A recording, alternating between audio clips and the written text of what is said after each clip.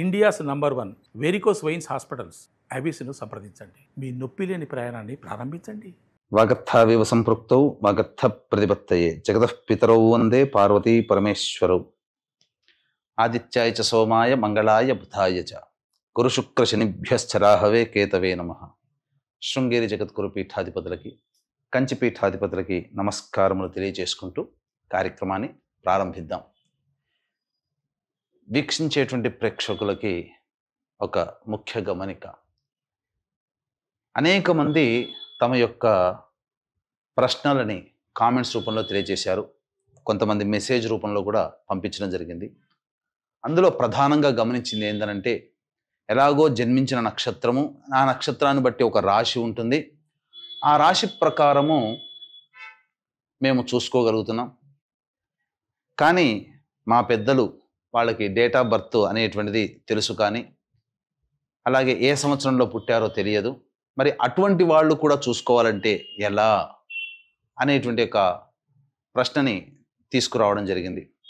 కాబట్టి వీళ్ళందరినీ కూడా దృష్టిలో పెట్టుకొని ఇప్పుడు ఏ నక్షత్రము ఏ రాశి వాళ్ళైతే జన్మిస్తారో ఆ రాశి మరియు ఒక మంత్లో ఒక డేట్ నుంచి ఇంకొక డేట్ మధ్యలో పుట్టినటువంటి వాళ్ళు ఒక రాశికి చెందిన వాళ్ళుగా మనకు తెలియచేయడం జరుగుతుంది శాస్త్ర ప్రకారము. కాబట్టి ఈ యొక్క గణాంకాలని దృష్టిలో పెట్టుకొని మనం వినూత్నంగా రాశితో పాటుగా ఒక నెలలో పుట్టినటువంటి వాళ్ళకి, అనగా ఉదాహరణకి ఉజ్జాయింపుగా ఏ రాశికి చెందుతారో ఆ రాశి వాళ్ళని మనం క్రోడీకరించుకొని ఈ యొక్క నూతన విధానంగా మనం తెలియచేయడం జరుగుతుంది. ఒకవేళ రాశికి సంబంధం లేకపోయినా మీరు జన్మించిన జన్మ తేదీ మరియు జన్మ నెల ఏదైతే ఉంటుందో జన్మ మాసమును బట్టి మీరు ఒక రాశికి చెందుతారు. ఆ రాశిది ఆ ఫలితాలు కూడా మీకు కూడా ఉపయోగంగా ఉంటాయని చెప్పి తెలియచేయవచ్చు. అలాగే ప్రస్తుతం గమనించుకున్నట్లయితే ఈ యొక్క ద్వాదశ రాశుల వారికి సంబంధించినటువంటి శుభ అశుభ ఫలితాలు అనేటువంటివి మీకు క్లుప్తంగా తెలియచేయడానికి ప్రయత్నం చేస్తాను.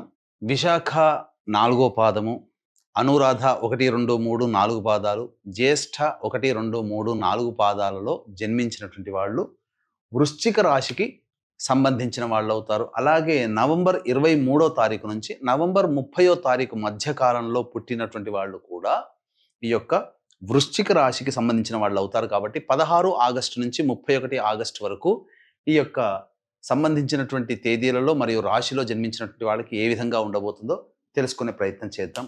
ప్రధానంగా గురుగ్రహ యొక్క సంచారము అనుకూలంగా లేదు. ఏమవుతుంది, ప్రతి పనిలో కూడా కొంత ఎదురు చూడాల్సినటువంటి పరిస్థితి వస్తుంది, ఆటంకాలు అనేటువంటివి ఉంటాయి.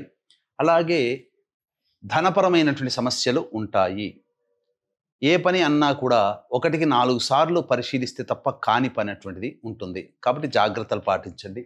అలాగే శుక్రుని యొక్క సంచారము అనుకూలంగా ఉన్నటువంటి ఈ కారణం చేత 20వ తారీఖు వరకు కూడా మీకు వైభవోపేతమైన జీవితం, అంటే ధనానికి ఇబ్బంది ఉన్నప్పటికీ కూడా కీర్తి ప్రతిష్టలకి ఏమాత్రము లోటు ఉండదు, గౌరవ మర్యాదలకి లోటు ఉండదు. 21వ తారీఖు నుంచి శుక్రుడు కూడా అనుకూలంగా లేకపోవడం, గురుడు కూడా అనుకూలంగా లేకపోవడం చేత మిమ్మల్ని తక్కువగా చూసే అవకాశాలు ఉంటాయి. ఆ విధమైన పరిస్థితులు వస్తాయి. కాబట్టి కాస్త సంయమనం పాటించండి. అలాగే బుధగ్రహం యొక్క సంచారం కూడా అనుకూలంగా లేదు. ఈ కారణం చేత ఈ వృశ్చిక రాశిలో జన్మించినటువంటి వాళ్ళకి ఏమవుతుంది, ప్రధానంగా లాభం కోసం చేసే ప్రతి పని ఆగిపోతుంది. అంటే స్టాక్ మార్కెట్స్లో పెట్టేటువంటి వాళ్ళు, అలాగే ఫండ్ బిజినెస్లో పెట్టేటువంటి వాళ్ళకి ఇది సమయం అనుకూలంగా కాదు. సమయం కోసం వేచి చూడడం చాలా మంచిది. అలాగే కొంత ధన నష్టం కూడా, గురుగ్రహం బాగోలేదు, శుక్రుడు బాగోలేదు, బుధగ్రహము బాగోలేదు. కాబట్టి ధన నష్టం జరగక తప్పదు. ఇక రవి కేతు యొక్క సంచార ప్రభావం ఇది కాస్త అనుకూలంగా ఉండేటువంటి సమయం. ఏమవుతుంది, చేస్తున్నటువంటి వృత్తి ఉద్యోగ వ్యాపారాల్లో మీకంటూ కొంత గుర్తింపు అనేది ఆ రవిగ్రహ సంచార ప్రభావంలో కలుగుతుంది. నిరుద్యోగస్తులకు ఉద్యోగం లభించే అవకాశం ఉంటుంది, లేదా వేరే సంస్థల్లో ఉద్యోగం మారాలనుకునేటువంటి వాళ్ళకి అనుకూలమైన సమయం. ఇక కుజుడు కూడా రాష్ట్రాధిపతి అనుకూలంగా ఉండడం వల్ల ఆత్మవిశ్వాసం సడలకుండా మీరు గట్టి ప్రయత్నం చేస్తే తప్పకుండా ఈ గ్రహాలు ఇచ్చే ఇబ్బందుల నుంచి కొంత శాతమైనా కానీ మీరు బయటపడగలుగుతారు. అలాగే రాహు అనుకూలంగా లేకపోవడము, శని కూడా వక్రీకరించి అర్ధాష్టమ శని దోషాన్ని ఈ యొక్క వృశ్చిక రాశి వారికి కలిగించడం, ఈ కారణం చేత ఏమవుతుంది, కొన్ని విపత్కర పరిస్థితులు అనేటువంటివి ఈ యొక్క రాశిలో జన్మించినటువంటి వాళ్ళకి కలుగుతాయి. కాబట్టి ప్రధానంగా జాగ్రత్తలు పాటించండి. మేజర్ ప్లానెట్స్ అనేటువంటివి అనుకూలంగా లేవు. ఒక రవి, కేతువు, కుజుడు తప్ప మిగతా అన్ని గ్రహాలు మీకు వ్యతిరేకమైనటువంటి ఫలితాలని ఇవ్వబోతున్నాయి. కాబట్టి జాగ్రత్తలు పాటించండి. ఈ యొక్క రాశిలో జన్మించినటువంటి విద్యార్థులకి బాగా కష్టపడితే తప్ప ఫలితాలు రావు. కోరుకున్న విద్య చోట కంటే కూడా వేరే చోట మీకు ప్రవేశం లభించే అవకాశం ఉంటుంది. అలాగే విదేశీయానం, విదేశీ విద్యకు అనుకూలంగా లేని సమయం అని చెప్పవచ్చు. ఇక వివాహానికి సంబంధించి చేయు ప్రయత్నాలు సమయం అనుకూలంగా లేదు కాబట్టి మీరు ప్రయత్నం అయితే చేయండి, ఫలితం దైవాన్ని మీద వదిలేయండి. ఇక సంతానం కోసం ఎదురు చూసేటువంటి వ్యక్తులు కాస్త సంయమనం పాటించండి. ఎందుకనంటే గ్రహ సంచారం అనుకూలంగా లేదు. ఫలితముగా కలిగే సంతానం ఏమి అవుతుంది? అదృష్టము లేకుండా ఉండడం కానీ, లేదా వ్యతిరేకమైనటువంటి భావాలతో కుటుంబంలో ఉండే వ్యక్తులు జన్మించడం కానీ జరుగుతుంది. కాబట్టి సమయం కోసం వేచి చూడండి. ఇది మీకు ఏతావాత చెప్పొచ్చేటువంటిది. ఇక వీక్షించేటువంటి ప్రేక్షకులు కూడా ఈ యొక్క శ్రావణ అమావాస్య, పోలాల అమావాస్య అంటారు, చాలా మహిమాన్వితమైనటువంటి రోజు. చతుర్దశి అమావాస్య కలిసింది మరియు ఆశ్లేష నక్షత్రం కలిసినటువంటి రోజు.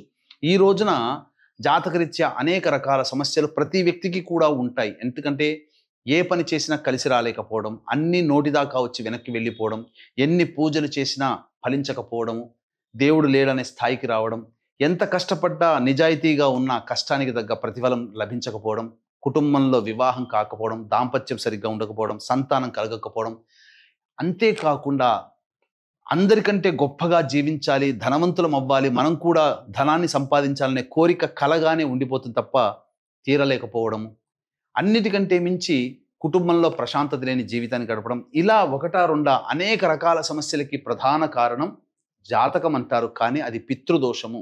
పితృదోషం అంటే తండ్రి వైపు 6 తరాలు, తల్లి వైపు 3 తరాల్లో ఏవైనా దుర్మరణాలు కనుక ఉన్నా, అంటే road accident, fire accident, suicide attempt, నదిలో బావిలో పడి చనిపోవడం, ఇంట్లోంచి వెళ్ళిపోవడం, లివర్ ఫెయిల్యూర్, కిడ్నీ ఫెయిల్యూర్, క్యాన్సర్తో చనిపోవడం, 60 సంవత్సరాల లోపల ఏ విధంగానైనా చనిపోయినా, పెళ్లి కాకుండా చనిపోయినా, ఇవన్నీ పితృదోషములు అంటారు. ఈ పితృదోష నివారణకి గత 12 సంవత్సరాలుగా మన ఆధ్వర్యంలో ప్రతి నెల జరిపించడం జరుగుతుంది. ముఖ్యంగా ఈ శ్రావణ అమావాస్య మహామహిమాన్వితమైనటువంటిది.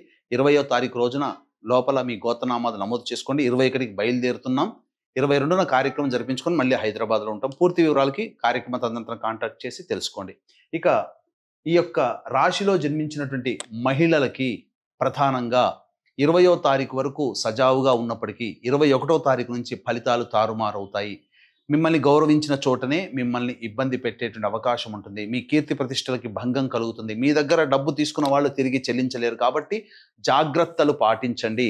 ఏది ఏమైనప్పటికీ కూడాను మిమ్మల్ని వినియోగించుకునే వాళ్ళే తప్ప మీకు సహాయ సహకారాలు అందించే వాళ్ళు కరువు అవుతారు.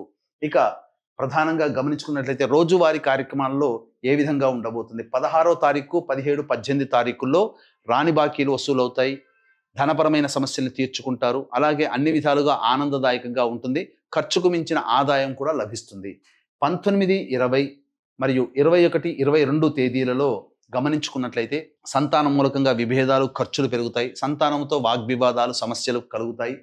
అలాగే మానసికమైనటువంటి ఆందోళన అధికంగా ఉంటుంది. ఏ పని చేయాలన్నా బద్ధకంగా ఉంటుంది. ఒక రకంగా చెప్పాలంటే జిగ్జాగ్ వ్యవస్థలాగా ఉంటుంది. ఏ నిర్ణయం తీసుకోకపోవడమే చాలా మటుకు మేలని గమనించాలి. ఇక 23, 24, 25, 26, 27 అంటే 23, 24, 25, 26, 27 ఈ తేదీలలో మీదే చెల్లుబాటు అవుతుంది. ఉద్యోగ సమస్యలు తీరుతాయి. ధనపరమైనటువంటి సమస్యలు తీరుతాయి. అన్ని విధాలుగా ఆనందదాయకంగా గడుపుతారు. పాత స్నేహితులని, పాత విషయాలు చర్చకు వస్తాయి. మిత్రులను కలుసుకుంటారు.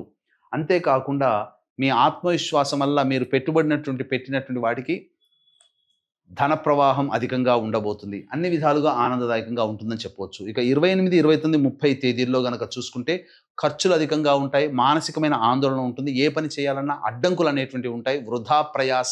వృధా ప్రయాణాలతో ఖర్చులు అధికంగా ఉంటాయని చెప్పవచ్చు. 31వ తారీఖు రోజున మాత్రం పెండింగ్లో ఉన్నటువంటి పనులను పూర్తి చేసుకుంటారు. అన్ని విధాలుగా ఆనందదాయకంగా ఉంటారు. పాత మిత్రులను కలుసుకొని సుఖంగా జీవిస్తారని చెప్పవచ్చు.